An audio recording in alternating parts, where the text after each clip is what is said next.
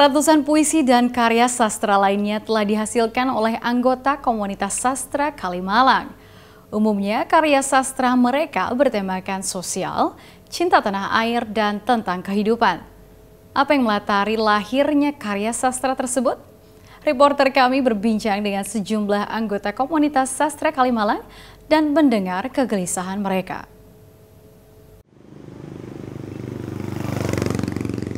Di saung kecil inilah anggota komunitas sastra Kalimalang berkumpul setiap hari. Tidak hanya sebagai tempat untuk mencipta karya, tapi saung ini juga berfungsi sebagai perpustakaan. Sastra Kalimalang itu setiap hari Senin sama hari Kamis itu ada sekolah pinggir kali, Mas. Ini sekolah terbuka untuk teman-teman, semua teman-teman sih yang pengen belajar, pengen nimbrung bareng. Cuman yang dominasi murid-muridnya setiap hari Senin sama Kamis itu anak-anak jalanan, Mas, terutama anak-anak yang kecil-kecil gitu. Ya masih Aldi doang datang.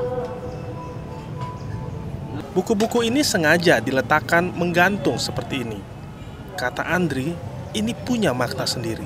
Kami pengen hujan buku, jadi kalau hujan buku itu bagian bahwa kita harus banyak belajar, membaca. Jadi yang hujan itu, jadi kalaupun digantung-gantung, kalaupun orang bangun ke gampar buku. Maksudnya lebih ke arah hujan buku lah. Jadi hujan. Di sini pula sejumlah karya seni komunitas sastra Kalimalang lahir.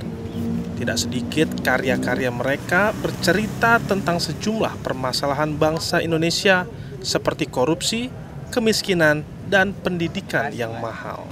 Kata orang negara kita subur, negara kita kaya. Yang namanya kaya kan udah lagi nggak ada lagi kemiskinan, nggak ada lagi yang teriak-teriak begini, nggak ada lagi yang pendidikan juga banyak orang yang ya pokoknya malah justru kemiskinan itu bertambah. Apanya yang kaya, apanya yang subur. Sebagai seniman jalanan, Ari punya pandangan sendiri tentang sejumlah permasalahan yang terjadi di Indonesia.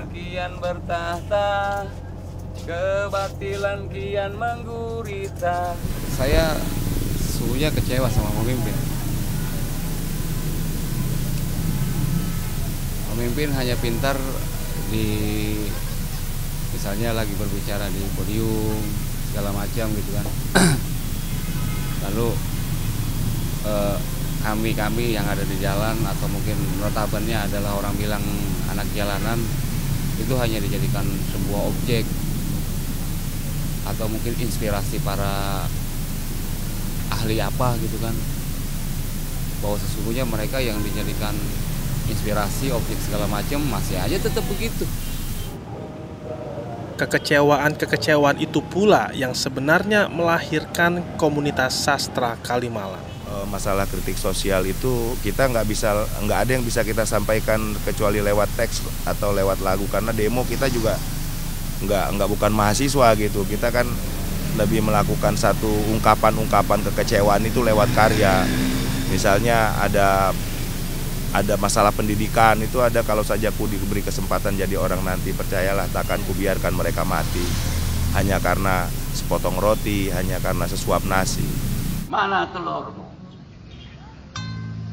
Apa gunanya merdeka kalau tak bertelur?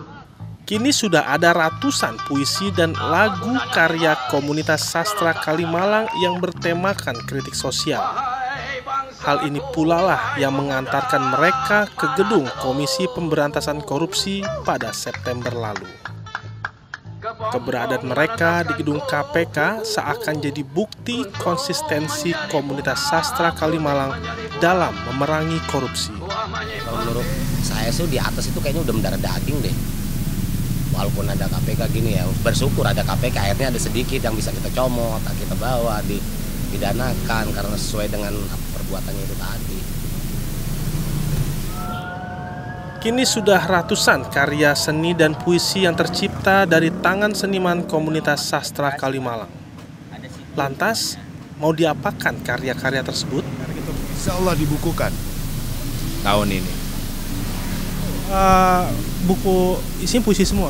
Iya, puisi sama ada ruang putih, ada ini. Asep Tohari atau Ari boleh berbangga diri sebab salah satu puisi karyanya akan masuk dalam buku yang akan diterbitkan oleh komunitas sastra Kalimalang.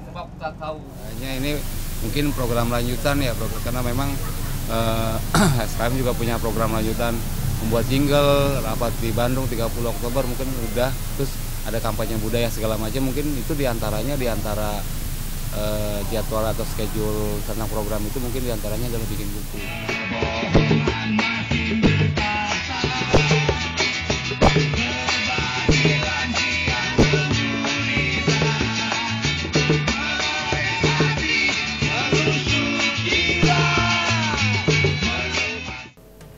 Laporan tersebut sekaligus menutup perjumpaan kita dalam Asia Calling. Terima kasih untuk perhatian Anda. Untuk cerita-cerita lain dari penjuru Asia, Anda bisa simak di portal kbr.com/asiacalling.